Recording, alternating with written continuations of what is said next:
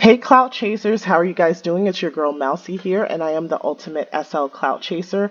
I have filmed this video like twice already because I guess I'm nervous about talking about this topic because I am by no means an expert. I'm just a regular lay person like you guys who has common sense and hopefully good judgment. At least I think I do. With that being said, I wanted to create this video to sort of quell panic because I received a note card from a friend who said, listen, I'm not going to be in SL for a while because of this whole pandemic and things like that. And all I could think about was why. And he did briefly explain to me that his wife had lost her job and she's in the retail industry, so he needed to change his internet package. And so it wouldn't be like high speed internet because it wouldn't be something that they could afford right now. Guys, that is not necessary. It's absolutely not necessary, and it's definitely not necessary if you haven't done more research. So let me just briefly review what I'm going to go over in this video. I'm going to go over the coronavirus stimulus relief packages that are being proposed. We're well on our way to get something approved. I know some people might say, well, it might be $1,000 or $1,200. What is that going to do for me? But in combination with the other information that I'm going to provide, it'll make more sense. So that's number one. We'll talk about the proposed relief packages. Number two, we're going to talk about like what can happen if you've lost your job, you can't pay your rent, you can't pay your cell phone bill, you can't pay your internet bill. I'm going to let you know what's passed in California, what Trump has done to like adjust some laws and what you can look to happen in your locality or state and why you should not be too overwhelmed or freaking out right now. And then number three, I'm going to talk about paid sick leave. So we'll talk about paid sick leave from the perspective of A, I've been diagnosed with the coronavirus, or B, been exposed and I've been told by a doctor not to go out into the public, which most of us shouldn't be anyway, unless you're an essential worker. So that's one part. B is going to be, or C, I should say at this point, is going to be, listen, I have someone at home who's diagnosed with the virus and I need to have some funds because I can't go to work. We'll talk about that. And then we'll talk about, listen, my kids are not in school right now and I don't have a babysitter. What can I do about that? So we'll talk about these three things briefly. I'm going to try not to make this video too long. I'm going to make it relatively short and I'm just going to get down to the brass tacks of it. And then I'm going to give my opinion briefly on what I think that people should do. And whether or not you guys agree, you let me know and you just leave your comments down in the comment section.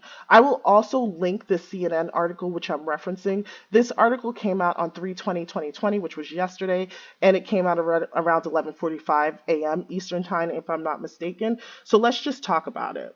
So, what's being negotiated now is a massive 1 trillion plus stimulation bill.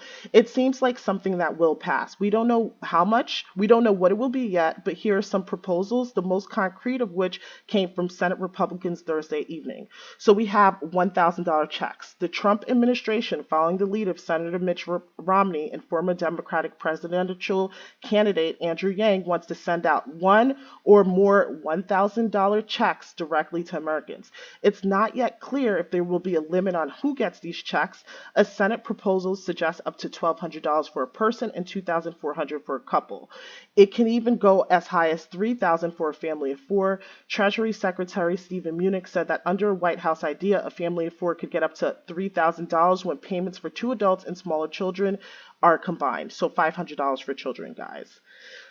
All right. Senate GOP would give slightly bigger checks to far fewer Americans, but Senate Republicans would rather give money to small businesses than individuals. So this is where the kind of like not like people are not in 100% agreement comes in.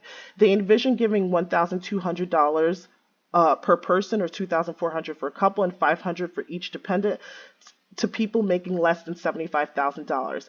And there's going to be a reduction among people who make between $75,000 and $99,000 a year. And what does that reduction look like? It's $5 for every, so it's a reduction of $5 for every $100. So if you're going to get $1,200, we're just going to say you'll get $1,195 if you're making over 75,000. So for every $100, I don't know how exactly that's going to work. We have to wait for a chart to come out. I don't know if it's going to be for every $500, we start making a reduction for every $1,000. We're not sure how that's going to work, but that's what's being proposed right now. Okay, so those are the proposals. The next thing I want to get into is this. I want to read briefly an article that I pulled in regards to foreclosures and things like that. But before I do that, let's talk about this $1,200, whether it's $1,000, whether it's $1,200 and $500 per kid, $1,000, $500 per kid, whether it's even $495 for a kid, $995, depending on how much you're making over $75,000. It's all in the same ballpark.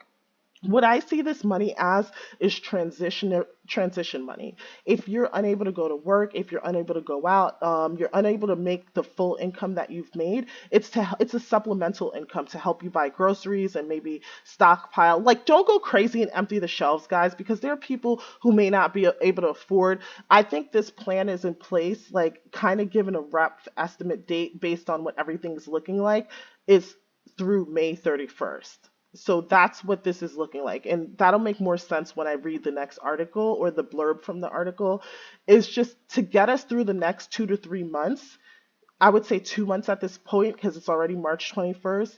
This is what we're planning on. This is what we're doing. And of course, as the situation changes, the government will amend the stimulus package, they'll add to it, they'll do different things, right?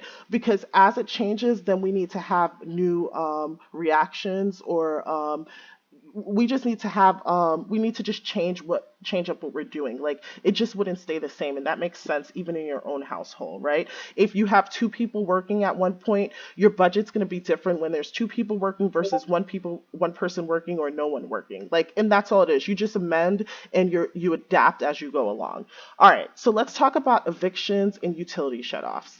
So it says there's a ban on evictions, foreclosures, and utility shutoffs. President Donald Trump announced Wednesday that he would suspend foreclosures and evictions for single family homeowners with federally backed mortgages until the end of April.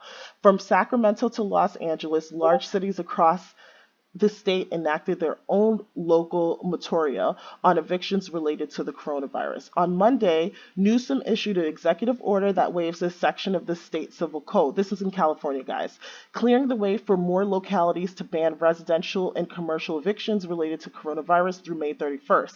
And this is where I'm saying that this is kind of like a temporary, not, this is a plan that is taking into account we're kind of under self quarantine. This is where we are right now through May 31st. The order also asked banks and other financial institutions to halt foreclosures. Newsom also instructed the California Public Utility Commission to monitor how utilities are protecting customers from power, water, cell phone, and internet shutoffs. Already, the state's largest power utility, serving more than 21 million Californians, have voluntarily done so without even the state or federal government asking. Comcast is providing 60 days of free basic internet service to new customers. And there's a variety of reasons for this. Like, we want to keep in touch with our families. A lot of our children aren't in school right now, so they're being taught from home. They're telelearning or online learning right now. So we want to have internet access. We want to educate our children. We want to keep the public informed of what's going on. And we want people to be able to work from home. We want to keep business running and operational as much as we possibly can. So this article is just from California. Like, it was a notation on what's going on Los Angeles through Sacramento area. But call your cable providers. Like, before this person decided to leave SL, I really felt like maybe he should have just called his cable provider and find out what his options are, or call his internet service provider, call your electric company. Like, guys, you can reach out and find out what's going on and what options are available to you at this time. So please, again, don't panic. SL is a place where we can come and we can gather, like, while we're under self quarantine and not really allowed to go out and visit family and friends. You really don't want to have people in your home, but SL is a place where we can go shopping, we can go dancing, we can have community meetups, and we can do a lot of things. This is a great it's a great outlet for socializing. So I think we're in a better condition than most because we're not going to miss that social aspect. Like, you can socialize with your friends in real life over the phone and things like that, but we can be somewhat interactive with it, even though it's digital and online. All right, so now we're going to go on to my last points. We're going to talk about what has already passed. Okay, so on March 4th, vaccine research aid to state government. So the House approved $8.3 billion bill to drastically ramp up vaccine research and give funding to state officials, beef up prevention programs, and more. So this has already happened. That's taking place as of March 4th. On March 18th, sick leave and family leave. The Senate approved $104 billion bill that would give direct help to many Americans. And what does that help look like? It's 2 weeks paid sick leave for ill or quarantine workers. Who gets that? Not everyone. Only people being tested or treated for coronavirus or being diagnosed with it. Also eligible also eligible would be those who've been told by a doctor or government official to stay home because of exposure or symptoms. What does it pay? Payments will be capped at $511 a day. That's a lot of money. It's roughly what someone making $133,000 a year earn. We know that in the United States, the average household salary is somewhere around $50,000, $30 to $50,000. A lot of people are not making $133. So this is $33,000. So that's more than enough for 2 weeks paid sick leave, and the virus is said to work through your system within that time. Okay, 2 weeks paid sick leave for other workers. Okay, so I just want to say this before I move on. In terms of who pays it, like it could be your employer. Your employer would have to recoup tax credits, but we're not talking about employers and businesses. We're just talking about it from the perspective of individual Americans, right? So then 2 weeks paid sick leave for other workers. Who gets it? Workers with family members affected by the coronavirus, and for those whose children's school have closed. What does it pay?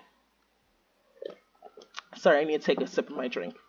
These workers will receive up to two-thirds of their pay, though that benefit is limited to $200 a day.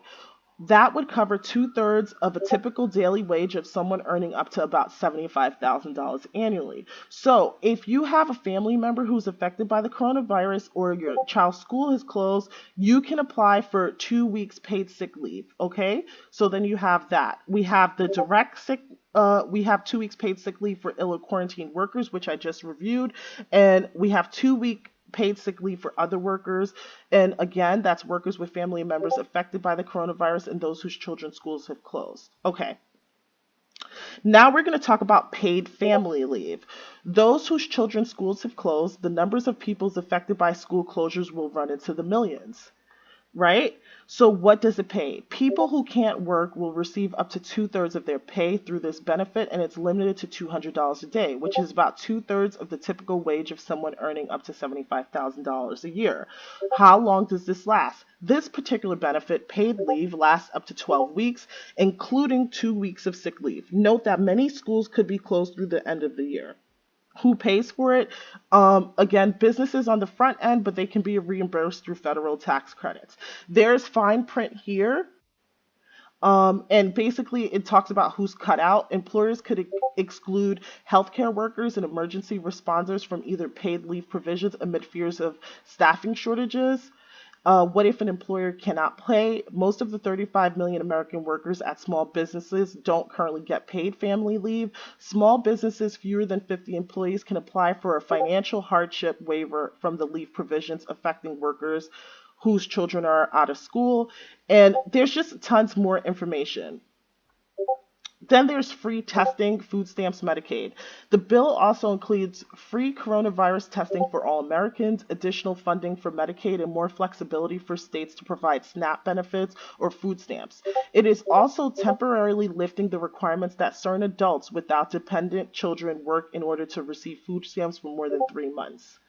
And then in terms of unemployment, what I've read about unemployment is that they're going to lessen the time where you're approved because there are a large amount of Americans who may be unemployed or who may be laid off right now because people are not going to brick and mortar stores to buy things. And so there's no cash coming in. So employers are not able to meet payroll. So they have to lay off some of their employees. The restaurant industry may be, or food industry may be a good example of that. So instead of waiting, I don't know, 2 weeks to be approved for unemployment, they're trying to expedite that process. So guys, please don't panic. Just use common sense. Just use good judgment. You know, So follow the hand washing techniques. Stay home where possible unless you need to get food and other items. If you need to go out because you have no food in your house and you have no income and no savings, there's food stamps available, there's Medicaid available, and then we all should be also receiving these checks really soon. So guys, please stay calm. I'm really sure that we're going to be able to make it through this. Right now this video is at 14 minutes and 51 seconds. I wanted to keep it at 15 minutes so that it could be like easy to watch and digestible. I hope this all made sense to you. If you guys have any questions, please leave in the description below. I'll try to leave reputable news articles. One more thing about reputable articles. There's this mass text floating around about, oh, my homeboy or homegirl works in the military and there's going to be martial law. The LA Times had just recently posted an article which says like this is fake and not only it's causing panic for no reason. So guys, calm down. Like what we're seeing in Wuhan, China, this is our blueprint, is that they reached a peak with the infection rate, and in the past week or so, or even 2 weeks, they've only had 11 new cases. So what we want to do is just get to the point where the infection rate has declined. So the way you can do that is, you know, good hygienic practices and also staying home. Don't be within 6 feet of other people. Don't allow people to come into your home. Don't go to anyone's home. Don't just hang out in the street. Don't go wash your car at the car wash. Like I look out my window and I'm seeing things like that. My neighbor, it was in the process of moving. I was like, girl, why are you moving? And she's like, oh, because I can't afford to pay my rent.